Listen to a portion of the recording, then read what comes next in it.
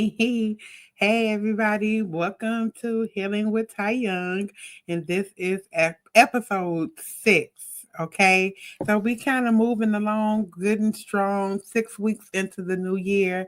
And we started this podcast, Healing with Ty Young.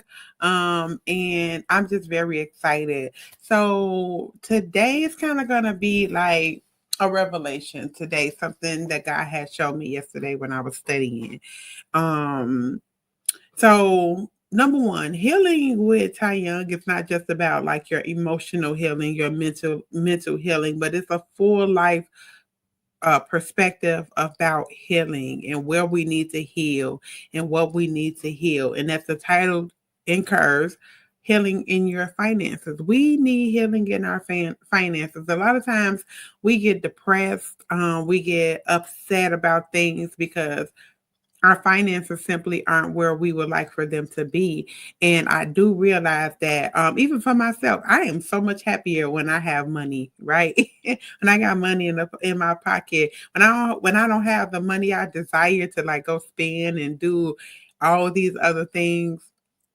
I could lay in the bed all day. I have no desire to go anywhere. I don't want to go shopping. I don't want to go and um do nothing. I could just lay in the bed all day and watch TV, right? But when I got money in the bank and that money I can spend, I'm up at 6 o'clock in the morning, preparing myself to go out and be in the stores, okay? But God was really dealing with me about something yesterday. So all year long, I've been studying about reaping. I mean, I'm sorry, not reaping. I've been studying about sowing. And so in the church world, when you hear about sowing your seed, you thinking about, sowing money, giving an offering or giving a type of uh, um a special offering or a special gift or a special thing, in terms of sowing your seed so that you can reap something from it or whatever. And but God has been showing me like sowing your seed and sowing your seed is not just about money always. It's about, it could be your time, it could be um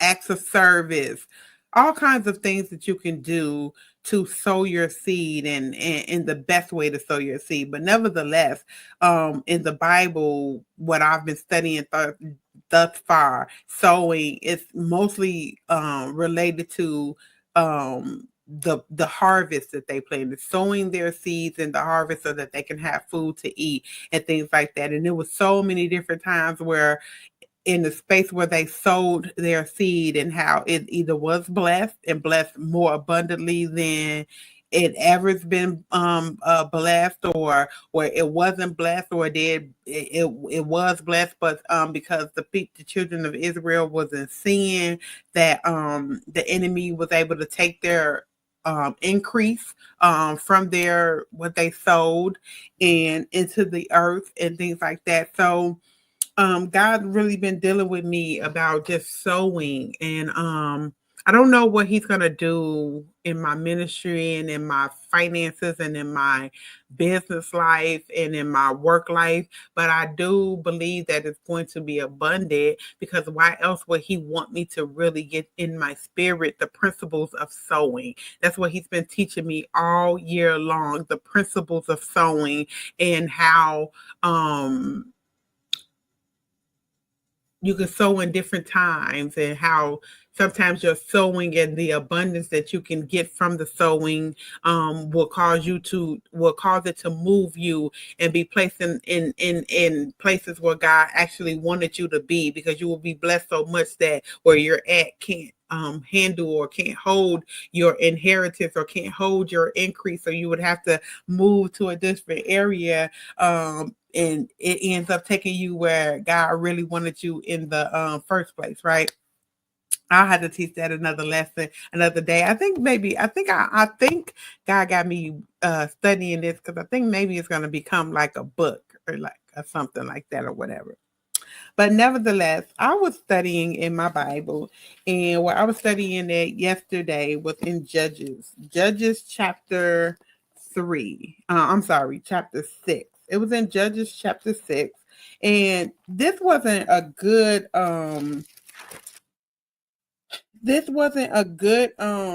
thing that ended up happening to the children of Israel, because so Israel, they had sown, but because they were in sin, God allowed the Midianites to take their increase because um they were not doing what God wanted them to do, right? And so God, in that, God was showing me, and God was taking me back to moments where, because I had not been obedient, how I couldn't really reap the benefits of the blessings that He wanted to put over my life. And as I was studying, and as I was talking to the Lord, and as I was working on the work, just reading my word, God was like, talk to the people about healing in their finances, and how he wants he wants to um he wants to heal them, right? So he was talking to me about sowing and investing, in our sowing and reinvesting. So one area he was telling me about, okay, so let me go back, because I have to go back to tell you where I got this from. I gotta find it. I should have had it ready, but I don't have it ready, right? But I want to say it might have been in Deuteronomy, because so four things that he wanted us to do when it came to part of our sowing. Like when we sow our seed, he said we should reinvest, take care of ourselves, take care of our households, and then take care of our children. That's one thing he showed me. Um, like, just stop. Like, when we're like, I used to be the type of person that I would get paid and I would spend all my money. Yeah, I would get paid and spend all of my money. So yeah, that's in Genesis 47, chapter 47, verse 23. And in that chapter, so like, I'm going to give you all these chapters, but then you all need to go and reread them for yourselves. But Genesis chapter 47, verse 23. I'm going to go and read it real fast. So in verse 23, so basically, there was a famine in Egypt, in Egypt, and long story short, Joseph was sold to Pharaoh, and by his brothers. But then there was a famine that happened in Egypt, and a famine that happened where the children of Israel was, and they ended up having to go to Egypt for help to be able to have provision and food. Unbeknownst to them, their brother, who they thought was dead, was not dead, and God basically used Joseph to make a way for them so that would be able to eat. And because Joseph had such wisdom, and God was leading him, he was able to just give an increase to Pharaoh, give an increase to his family, and just all of these different things that God had blessed them with. So starting at verse 23 in chapter 47 of Genesis, he said, Then Joseph said unto the people, Behold, I have brought you this day in your land for Pharaoh. Lo, here is seed for you, and ye shall sow the land. And it shall come to pass in the increase that ye shall give a fifth part unto Pharaoh, and 4 parts shall be your own. First part, for seed of the field, that was to reinvest. So invest your money. 2, and for your food, so feed myself. So seed for the field, food for the sower, which is me, right? Then it said for them of your households, food for your households, and then food for your little ones, for your children. So because all the land, because the famine was so deep, they were desperate. Like the people were desperate, so they was giving up their land, they was giving up everything they had just to make sure that they could eat. And so in this because a lot of the land was owned by Pharaoh, but the priest was able to keep their field. So a lot of their land they was able to keep and things like that. So part of the agreement that Joseph made on behalf of Pharaoh and for the people, like, okay, you about to be blessed. Yeah, I'm gonna give y'all seeds. Y'all about to be blessed. Y'all about to, be able to inherit a lot of good stuff. But you got to give a 20% to Pharaoh, right? Because if it wasn't for him, y'all wouldn't have food to eat. Then the other four parts that's left, so a fifth to Pharaoh, which is 20%. And then the other four parts, first, you want to reinvest. Second, you want to make sure you feed yourself. So taking care of yourself. So I'm interpreting because we're talking about land harvest, right? So I'm just kind of like bringing it into the 21st century. Yeah, I think we're in the 21st century. So bringing it into the 21st century as, okay, reinvesting my seed. Don't just spend all my money. And I'm looking at that too, not just reinvesting, but saving as well. And then making sure I take care of me. Then making sure I take care of my household, and I would consider like my household to be my wife, um making sure my house is taken care of, making sure the bills is paid. Well, not wife because I'm a wife, but I'm saying like my husband, but I'm thinking like a man because he was, I'm sure he was talking to the men first, then to the women, right? So like making sure my spouse and my household is taken care of, my bills is taken care of. It's crazy how the order that he put it in. First, save or invest. Do that part first. He said that's the first thing you should do. Now, actually, the first thing you should do was tithe. So even though Pharaoh is not of the godly kingdom, but I feel like that's a principle that we should be living by. So instead of giving the tithe to Pharaoh, well, we should be tithing first. So the first things first, let me recap that. The first thing first is to tithe. Second thing is to reinvest the money or save some money, right? The third part, take care of yourself, feed yourself. Then the fourth part, take care of your household, okay? And I feel like that includes your spouse. So taking care of your spouse and your household, or if your spouse is working, y'all both just taking care of the household. Make sure the household is taken care of. The bills is paid. Y'all have what y'all need, whatever, blah, blah, blah. The fifth part, making sure your kids have food.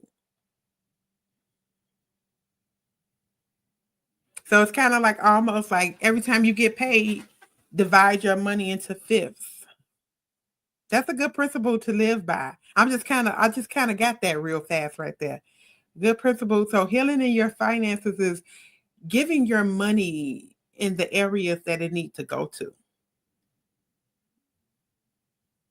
I'm gonna try that this pay period. Now that I'm talking, I got a new paycheck coming up. I'm gonna try that principle this pay period, and I'm gonna see what happens with that. I'm gonna see what happens with that. I'm gonna see what I can do with that. I'm gonna see how far I can get with that principle, and then we'll kind of we'll see how that goes, and then maybe in some later episodes, then that I will be able to kind of see what blessings I get out of that. Okay. So that's one part he was showing me about that he wanted how we're going to heal in our finances by operating by those 5 principles. That's the first thing. Okay, second thing that he was showing me, I'm gonna get to the third part in a minute, but the second thing that he was showing me, again, saving. He was showing me really about saving. That he was just really embedding in me that it is really important that we save, because we don't know what's coming up upon this earth, and we don't know and you know why he was telling me about saving? Because okay, so when you get to the principle of on the 7th year where all the debts were taken away, like you didn't owe debts, like everything restarted. So when it came to the 8th, so basically that when they started over, when they got to technically the 1st year or the 8th year of after the debts were paid, he said the 8th year you would eat off the land. So the 7th year, okay, so yeah, the 7th year the land would rest. Hold on, let me go to that other part. Okay.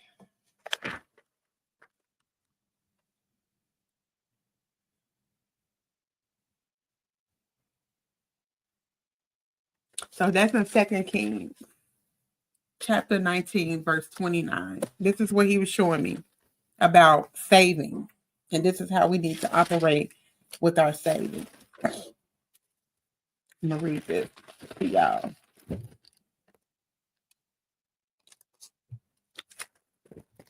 Second Kings. I'm sorry, chapter 14. Is it 14? Sorry.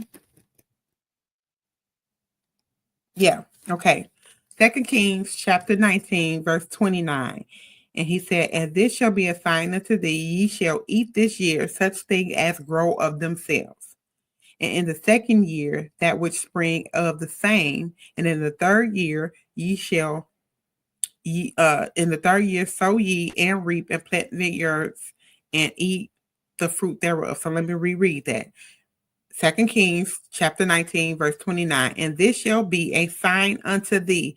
Ye shall eat this year such things as grow of themselves. And in the 2nd year, that which spring of the same, and in the 3rd year sow ye and reap and plant vineyards and eat the fruits thereof. So I'm not gonna go into all that was happening right here in this chapter in 2 Kings. You need to read it for yourself. But what God was showing me out of that is there will be times where life is going to be scarce. And if you don't save properly, you would not be able to eat of the land. And so and there was 2 years where they did not eat.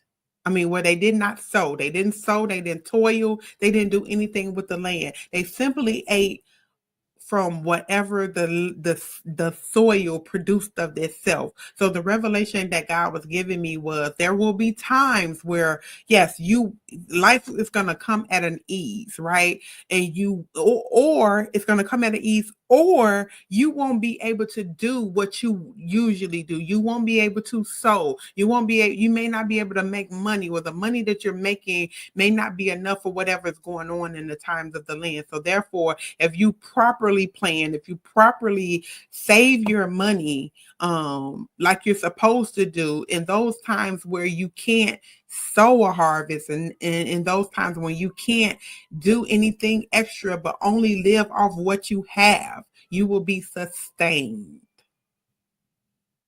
So God was showing me that. And then he said, in the 3rd year, sow ye and reap and plant vineyards and eat the fruit thereof. That was a whole nother lesson too that he was showing me, because I said, well, God, what's the difference between sowing and what's the difference between planting?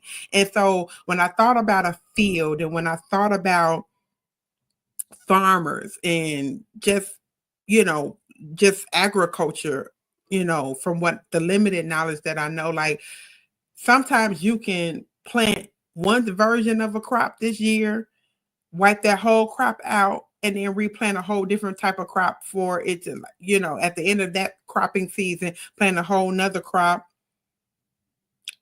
that's going to come forth in the next year. Gather that, you can wipe that out, plant a whole different crop. That was what he was showing me about sowing, right? And then vineyards, he was showing me those are like when you plant something, that's more longevity. That's something that's meant to kind of stay there and be a staple there.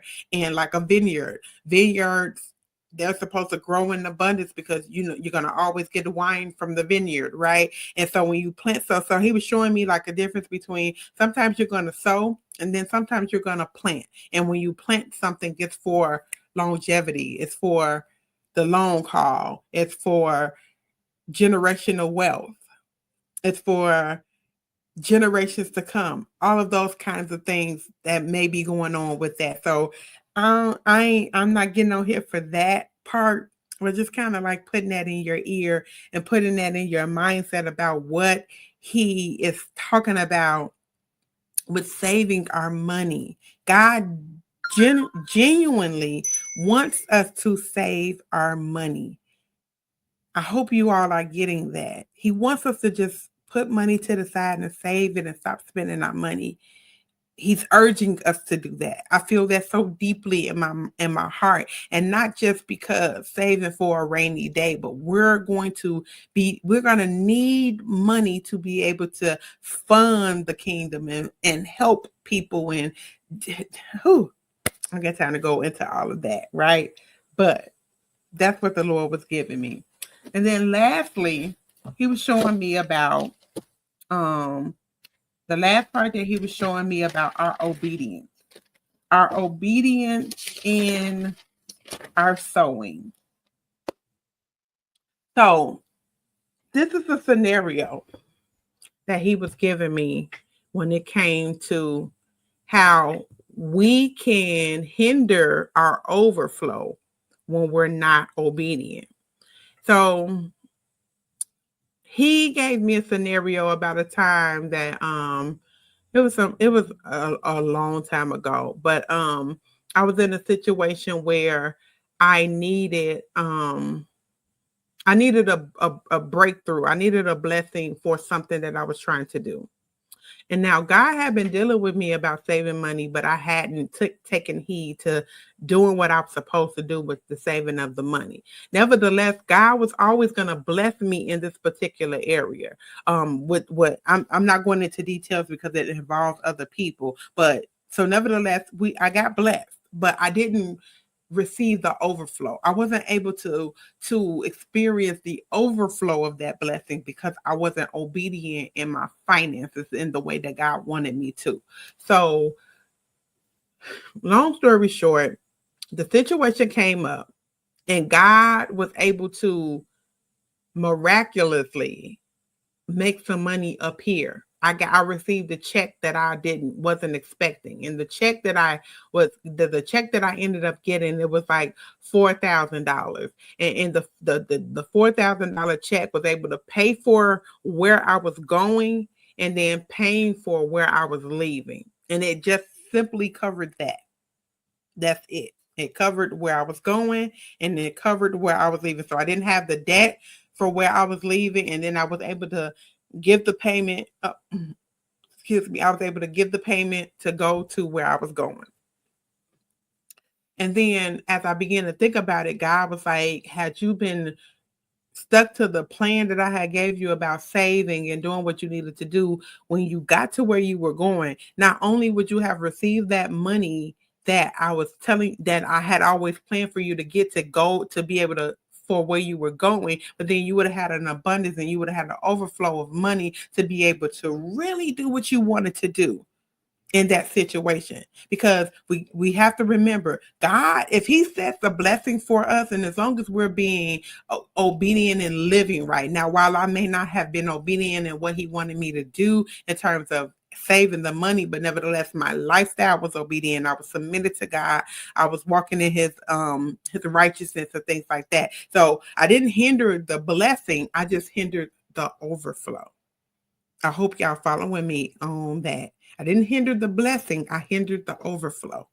God wants there to be an overflow in our lives. God don't want to just bless us, but he wants there to be an overflowing in our lives. And how you submit to God and what he's telling you to do impacts your overflow. Right. So I wrote down, God wants to bless. He does wants to bless. But obedience is important because when it's time to be blessed, you want to flow in the overflow. And I had learned a very good lesson. And there's many a times that I look back on my life and how I noticed and how I recognized that I was not operating, or not so much operating, but I didn't do what God told me to do explicitly. I didn't explicitly do what God told me to do. And therefore it hindered my overflow. And you wonder why you pray the prayer, God could do exceedingly abundantly above all that I can ask or think, according to the power that working down in me. But key point, according to the power that worketh down in me. If you don't allow the power of obedience to work down in you, God not going to do exceedingly abundantly above all that you can ask or think. He going to bless you, but he not going to do exceedingly and abundantly. That part comes with the power that works down in you. If you don't got no power to be obedient, you're not going to see exceedingly abundantly above all that you can ask or think. I know this for sure. God's grace is sufficient. God's grace is there. God's mercy is there. The mercy is that you still get the promise. You still get the blessing that he promised you. That's the mercy on it. The grace is the revelation of, I could have got exceedingly abundantly above all that I can ask or think, according to the power that was working down in me, had I been obedient, had I had the power to be obedient, had I allowed the power of obedience to overtake my life so that I can get the extras. So that's all I have for today. Healing in your finances. Operate in that space. Let's try to operate in that space of sowing and investing in those 5 areas about. Number 1, breaking up your money into 5 different principles. 20% principles, right? 2, 4, 6, 8, 10 makes 100, right? So 20%. And maybe 20% is not all in tithe. Maybe 20% is 10% in tithe, 10% in offering. Don't begrudge it. Don't hear me say that and then you looking at me like, tithe, that's too much. I barely can pay my tithes at all as it is. I just got back into church faithfully, right? But for years, when I was super saved and sanctified, I paid my tithes religiously. And when I say I never went without, I never went without. So don't ever think you don't have enough money to pay. And the thing about me and my ex-husband at the time, when we did pay tithes, we paid tithes from our gross and not our net. So don't ever think to yourself that if you give to the Lord his due, that you're going to go without. I never went without. I never ever went without when I was faithful in my tithe paying. Never ever went without. When I say I never went, please believe me when I say this. I never ever went without. Every need was supplied. Every need. Never ever went without. And I'm gonna keep saying it. Never ever ever ever went without. Every need was supplied. Every need was supplied. And some of my wants. But because I didn't do right with the other 90%, because I wasn't operating this principle that I'm talking to y'all now. But I did pay my 10% of my tithe, but the other 90%, I ain't always do right with that, with the 90%. Kind of did whatever I wanted to do. And that stopped me from operating in the overflow. So retract it. Sowing and reinvesting. And so operating in this principle of the 5, 20% tithes offering, 20% saving your money, saving or reinvesting, 20% taking care of yourself, 20% taking care of your household, paying your bills, doing what you need to do in your household, 20% feeding your kids. I don't know what that all look like after you begin to break down your money, because you might say 20%, them kids don't need all that. They might, you don't know. Let's try it. Then saving. We want to make sure we're saving our money because we don't know what hard times is coming about. We want to make sure that we're stewarding the money properly. And then not affecting our overflow by not being obedient to what God is telling us to do with our money. So that's all I have. Good quick 30 minutes. Hope y'all got something out of that. I hope like, share, subscribe to the YouTube channel. I'm gonna just keep going at it. And then one day I'm gonna have a whole bunch of people talking to me in the comments and everything like that. And this podcast is gonna grow. We're only 6 episodes in. So, but I do want to hear from you all. I do want you to like, share, subscribe. I do want you to make a comment. I do want you to talk to me, and all of that. So thank y'all for watching this Healing with Ty Young. I will see y'all again next Monday. I don't know what we're going to talk about, but the Lord will lead me in that ministry of what we're going to talk about on next Monday. So thank you. See y'all later.